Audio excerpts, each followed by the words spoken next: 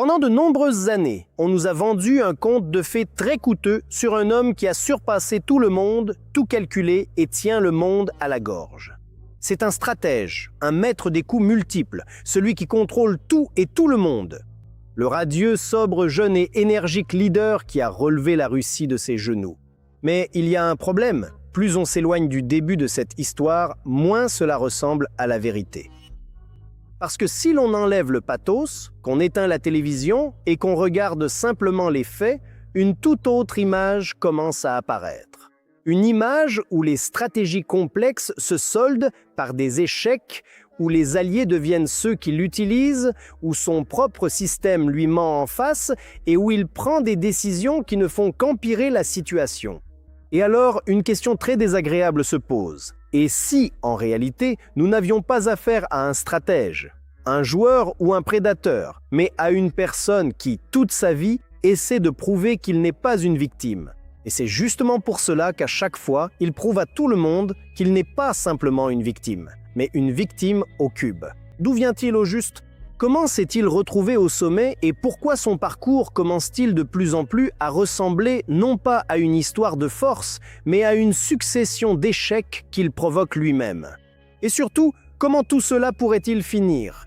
Parce que la fin de ce genre d'histoire est généralement la même.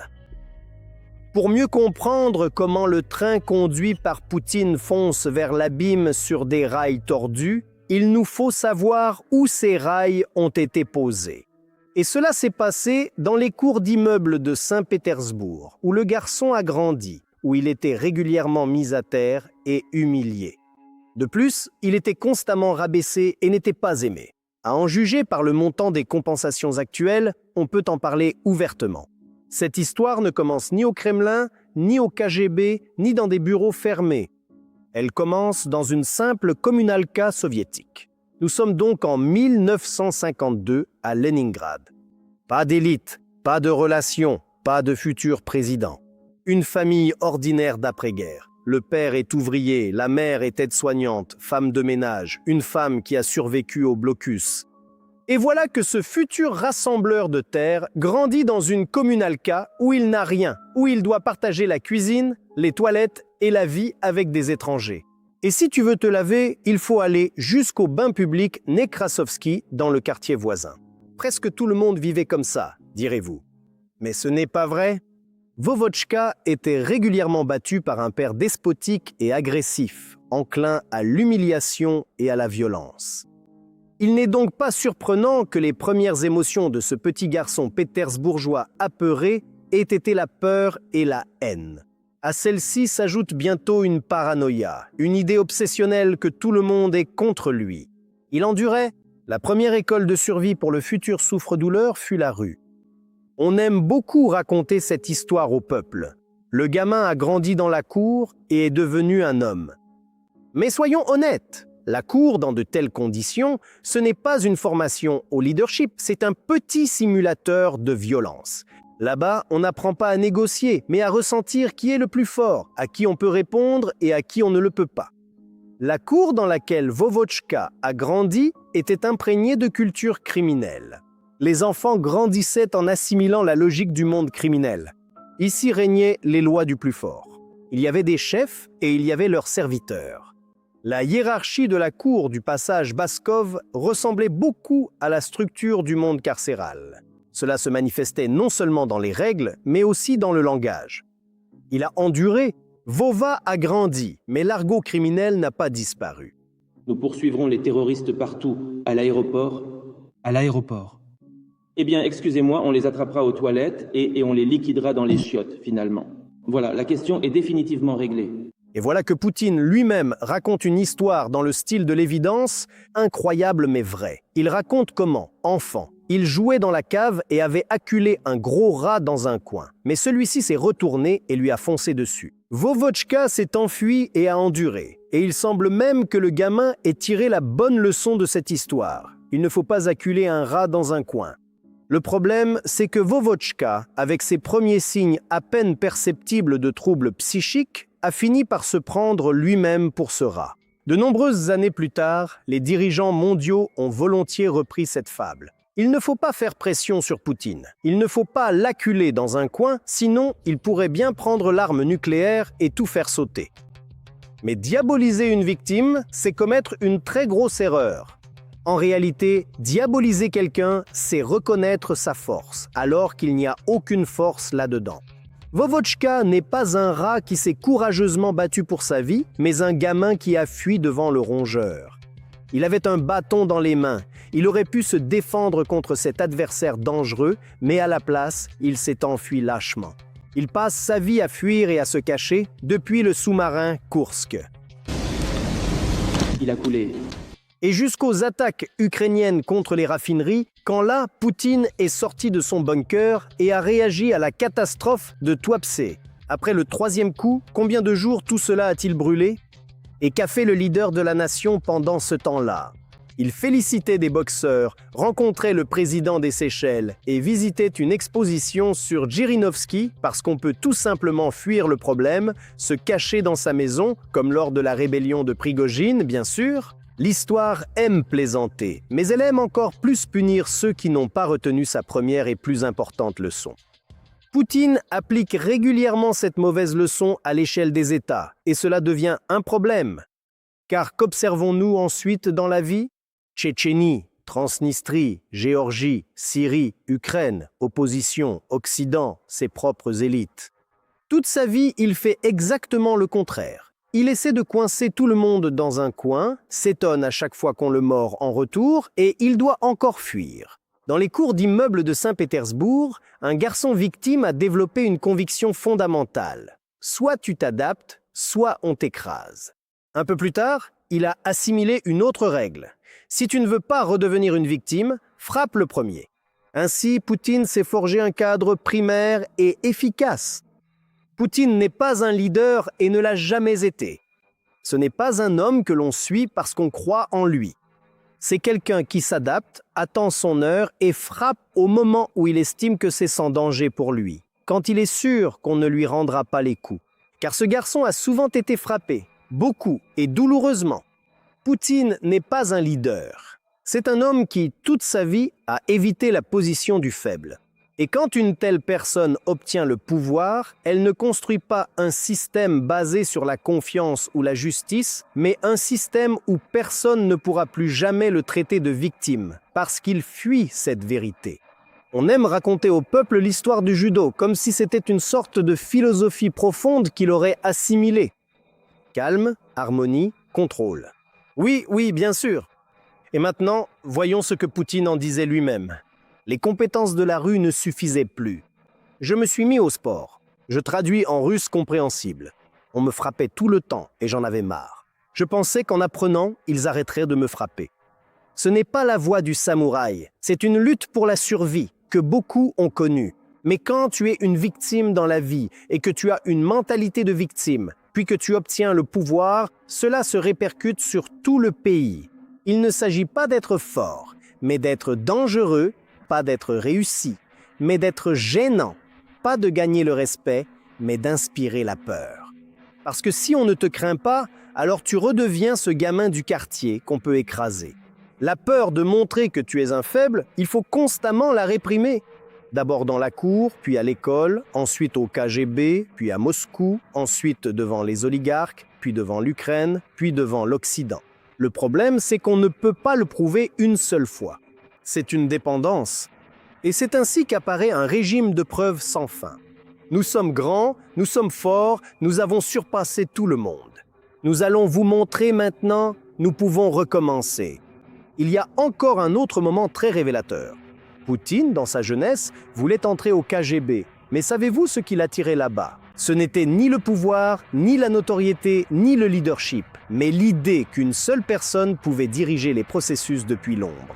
Il n'est pas surprenant que l'environnement spécifique du KGB ait habilement récupéré ce personnage. Car ce n'est pas un club de génie, c'était à l'époque une énorme machine bureaucratique. Là-bas, on ne valorisait pas le charisme ou la réflexion, mais la loyauté, l'obéissance et la capacité à ne pas poser de questions inutiles. La légalisation de la violence par l'intermédiaire de la boîte a encore davantage renforcé cette structure. Vova avait besoin de projeter sa haine quelque part, et le KGB lui en a donné l'occasion, transformant son affect en nécessité opérationnelle. Tout cela s'inscrit parfaitement dans ce qui va suivre. Des schémas opaques, des opérations secrètes. Ils ne sont pas là en costume vert. L'empoisonnement au Novichok, les accords en coulisses. D'un survivant de cours d'immeuble, on a habilement fait un officier des services secrets, un homme du système et un futur maître de la géopolitique.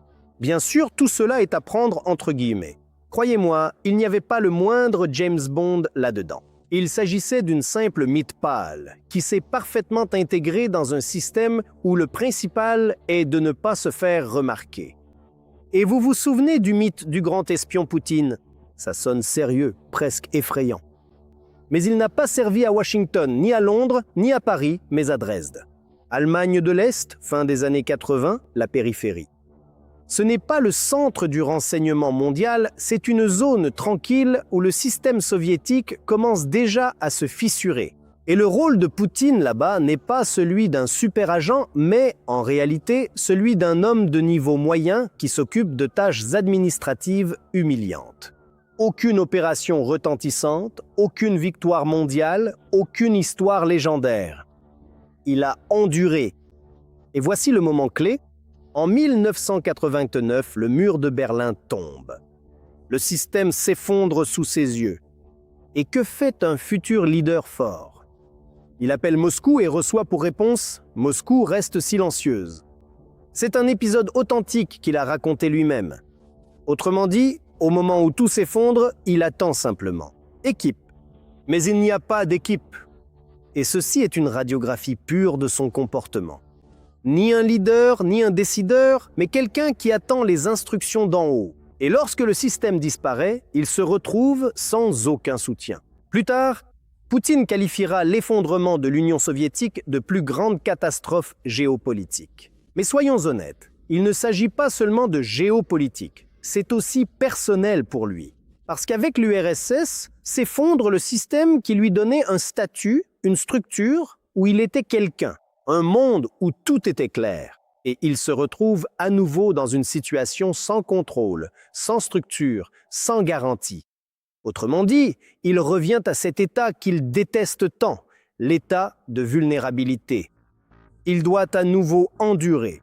Et c'est là que commence ce qui va ensuite prendre l'ampleur d'un pays tout entier.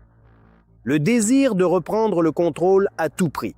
Cela ressemble au traumatisme du jeune Hitler, qui pensait que l'Allemagne avait été trahie par les premiers dirigeants de la République de Weimar. Après l'effondrement de l'URSS, Poutine se retrouve dans son pire cauchemar. La verticale du pouvoir a disparu, les instructions ne fonctionnent plus.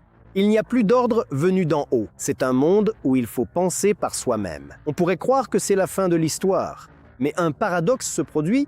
C'est précisément dans ce chaos qu'une personne comme Poutine devient soudainement nécessaire.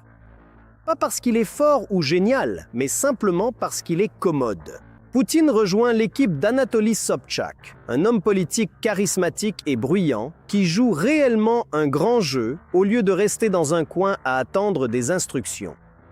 Il est très important de comprendre ce que Vovochka y faisait. Il ne s'occupait ni d'idéologie, ni de réforme, ni de stratégie de développement de la ville.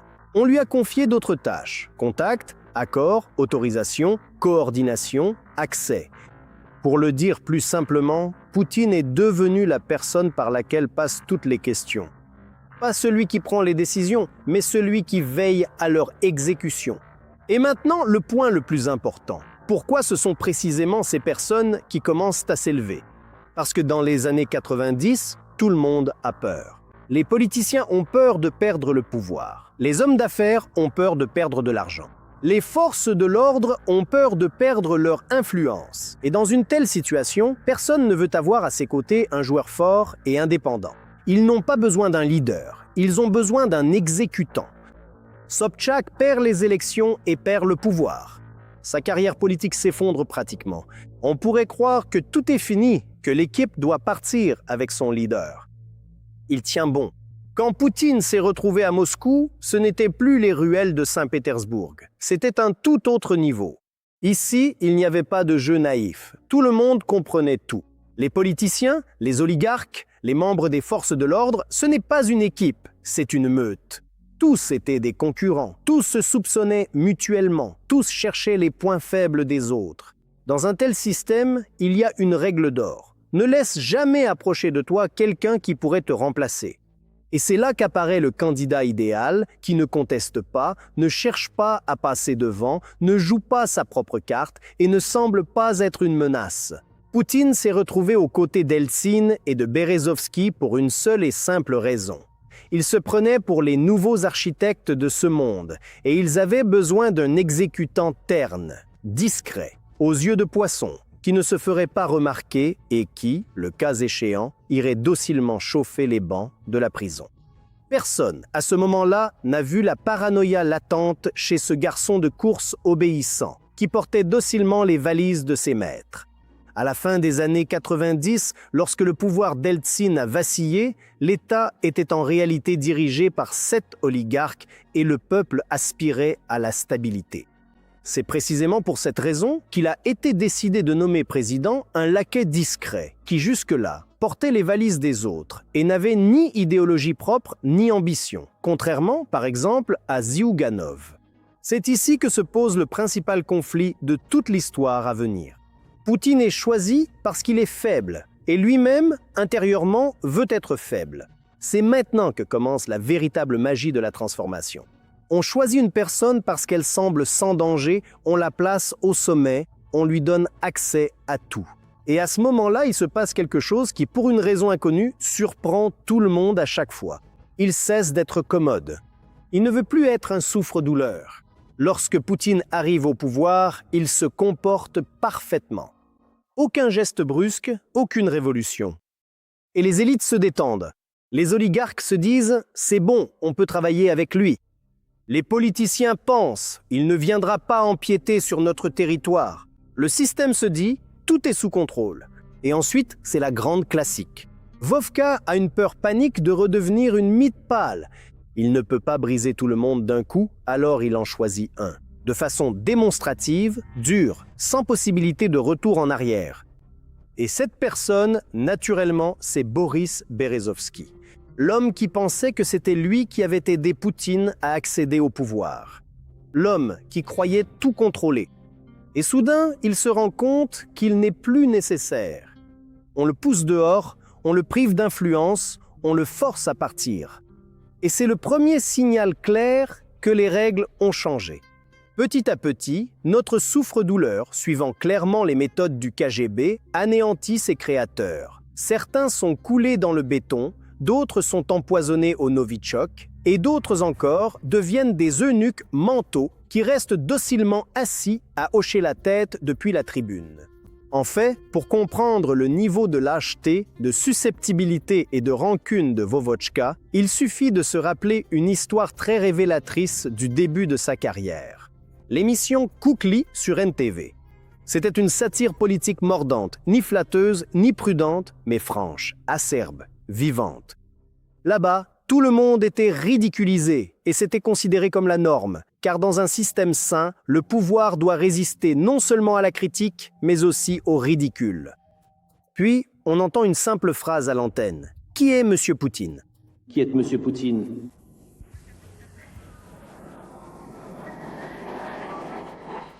Cette phrase fait référence au fameux moment du début des années 2000, lorsque Poutine venait d'arriver au pouvoir et que le monde essayait de comprendre qui il était vraiment.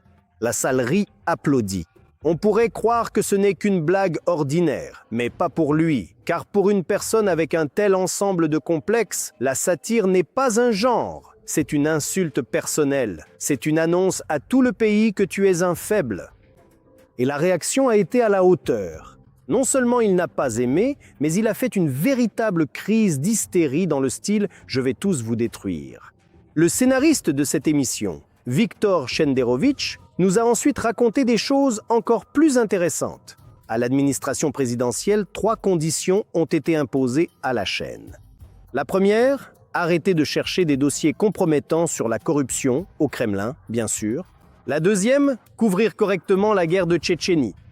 Et la troisième, la plus révélatrice, retirer Poutine des marionnettes. Et c'est là qu'une comparaison très importante s'impose. Quelques années auparavant, le Premier ministre Viktor Tchernomyrdine était tranquillement assis à côté de sa marionnette, plaisantait, souriait et ne voyait absolument aucune tragédie là-dedans. Car il comprenait, si tu es au pouvoir, on va te parodier, c'est normal. Et là, un type dur débarque de la cour et commence à taper du pied, à menacer, à exiger, à interdire, parce qu'il ne supporte pas qu'on le tourne en ridicule. Il a le pouvoir de ne plus tolérer les moqueries. Et comment cela s'est-il terminé? Il a gagné les élections. L'émission a été fermée, Shenderovitch a été écarté. Une affaire pénale a été ouverte contre le propriétaire de NTV, Goussinski. La chaîne elle-même a été saisie et transférée à Gazprom. Voilà toute la réponse à la question « Qui est Monsieur Poutine ?» Ce n'est pas un génie effrayant, ni un stratège froid, mais un homme qui ne peut pas supporter une simple blague, qui perçoit le rire comme une menace et y répond par la répression. D'une main, il parle de grande puissance, et de l'autre, il nettoie la télévision de la marionnette qui le parodie, parce que les chars, les missiles et la guerre, c'est pour le monde extérieur. Mais à l'intérieur, tout reste simple pour lui. Si on se moque de toi, cela veut dire qu'on ne te craint pas. Cela veut dire qu'on comprend que tu es un idiot. Et pour lui, c'est la pire des catastrophes. Ce n'est pas simplement une lutte pour le pouvoir. Un homme qui, toute sa vie, a été une victime, a toujours dépendu des plus forts, s'est toujours adapté, obtient la possibilité de ne plus jamais dépendre de personne. Et il exploite cette possibilité au maximum. Dans la culture soviétique, il y avait deux notions, la léniniana et la stalininana. C'est lorsque les livres, les chansons et les films cultivaient l'image des chefs comme des demi-dieux. Lénine est l'homme le plus humain, et un grand merci à Staline pour une enfance heureuse. Peu importe qu'ils aient tous les deux été d'anciens détenus, bon, c'est comme ça, et qu'ils aient noyé le pays dans le sang, ça aussi c'est important. La poutiniana n'est pas en reste dans son activisme. Voici le chef torse nu chevauchant un cheval, le voilà avec un tigre, et là, il est aux commandes d'un bombardier. Vous vous souvenez bien de ces matchs de hockey légendaires, où Vovka entre sur la glace et commence soudain à marquer 810 buts par match? Sérieusement. Le président du pays, qui a plus de 60 ans, affronte les meilleurs joueurs et leur inflige une défaite comme à des écoliers. Non, ce n'est pas du sport, c'est un spectacle bon marché. Les adversaires le laissent jouer, la défense s'écarte et les gardiens ratent exactement au moment où le palais est tiré par le joueur principal. Le fait est que Vovotchka ne peut pas se permettre de perdre, nulle part, ni sur la glace, ni devant la caméra, ni dans la vie. Parce qu'une défaite, c'est le moment où le masque se fissure, où tout le monde voit qu'il est un perdant. Il a peur de la concurrence loyale. Il a peur de se retrouver à côté de quelqu'un qui est vraiment plus fort. Il craint les situations où le résultat ne peut pas être arrangé à l'avance, où il n'y a pas de metteur en scène, pas de scénario, pas de gens qui trébucheront au bon moment pour qu'il puisse paraître un héros à côté d'eux. C'est pourquoi tout autour de lui n'est que décor de théâtre. Et au final, on obtient un tableau très précis. Un petit homme qui, grâce au monteur, à la sécurité et à des scénarios écrits à l'avance, se transforme en leader invincible. À l'écran, c'est un mâle alpha, mais en réalité, c'est un homme qui a peur même d'une défaite hypothétique, car un lâche ne craint pas seulement le combat, il a peur de perdre sous les yeux de tous. Et on nous vend cela comme une preuve de force. Mais soyons honnêtes, si une personne est vraiment forte, elle n'a pas besoin de tourner chaque année une nouvelle saison de Poutine dans le monde animal. C'est de la publicité, et même très insistante, parce que la véritable force n'a pas besoin d'être confirmée en prime time. Et quand tu dois sans cesse rappeler que tu es l'alpha, on peut soupçonner qu'à l'intérieur, tout n'est pas si clair. Il y a encore un autre sujet, à cause duquel toute cette virilité poutinienne commence à sentir non pas la veste en cuir, mais la cellule de prison. Le système carcéral russe s'est maintenu pendant des années, non seulement par la violence, mais aussi par l'humiliation comme technologie du pouvoir. En 2021, une immense archive de vidéos provenant des colonies russes et des hôpitaux pénitentiaires est apparue sur Internet. Torture, violences sexualisées, humiliation infligée aux détenus. Il ne s'agissait pas d'un simple excès isolé, mais d'un véritable système où l'on brise les individus, où l'on enregistre cela en vidéo, puis où la peur est utilisée comme un outil de gestion. En réalité, personne n'a jamais été puni pour cela. On raconte que Vovotchka lui-même passait ses soirées dans son bunker à revoir ses enregistrements, prenant plaisir au processus. Un homme déjà brisé dans la vie regardait et se rassurait en voyant d'autres être humiliés. Et le plus répugnant, c'est que cette logique a ensuite simplement été exportée à la guerre. La violence envers les soldats en tant que forme de torture est utilisée partout. Ce n'est donc plus une culture carcérale, c'est une méthode. D'abord, elle a été testée sur leurs propres détenus, puis elle a été appliquée plus loin, sur les territoires occupés, sur les prisonniers, sur les civils.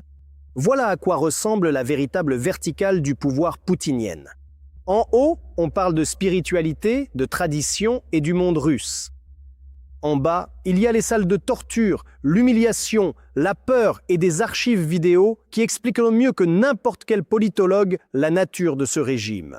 Poutine a construit un culte de la force, mais en réalité, c'est un culte de l'humiliation, non pas du courage, de l'ordre ou de la loi, mais précisément de l'humiliation du faible par celui qui a temporairement obtenu le pouvoir. C'est très poutinien, avoir soi-même toute sa vie une peur panique d'être humilié et construire un État où l'humiliation des autres est devenue une pratique administrative.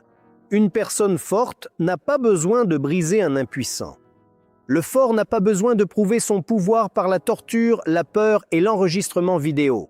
Mais pour une personne qui, au fond, est restée ce garçon effrayé des arrière-cours, la langue de l'humiliation est très bien comprise, car c'est sa langue maternelle. Et c'est pourquoi, dans la Russie de Poutine, la torture n'est pas un dysfonctionnement, c'est le miroir du système. Le système rabaisse la personne pour lui montrer « tu n'es qu'un loser ».